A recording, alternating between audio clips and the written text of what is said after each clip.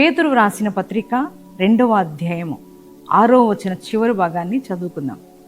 ఆయన యందు విశ్వాసముంచువాడు ఏమాత్రమునో సిగ్గుపడడు. అవును కదా, మనము మనుషులను నమ్ముతాం, మనుషులను విశ్వసిస్తాం. కానీ మరి అనేక సందర్భాల్లో వారు నమ్మినప్పుడు సిగ్గుపరచబడుతూ ఉంటాం. అంటే మనకు అవసరత కలిగినప్పుడు, అలాగే మనకు బాధ కలిగిన వేళ, అంటే వారిపైన మనం పెట్టుకున్న విశ్వాసం మనల్ని సిగ్గుపరచవచ్చు. కానీ దేవుని యొక్క లేఖనాలు సెలవిస్తున్నాయి, దేవుడు మాట్లాడుతున్నాడు ఈ ఉదయకాలపు వేళ. దేవుని బిడ్డలారా, దేవుని యందు ఎవరమైతే మనం విశ్వాసం ఉంచుతామో, నమ్మకం ఉంచుతామో, ఆయన మనల్ని సిగ్గుపరిచే దేవుడు కాదండి.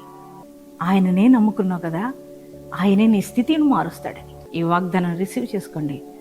మీరు సిగ్గుపరచబడరు. ఆయన యందు విశ్వాసం ఉంచారు, గొప్ప కార్యాలు చూడబోతున్నారు. అట్టి కృప దేవుడు మీకందరికీ అనుగ్రహించబడును గాక.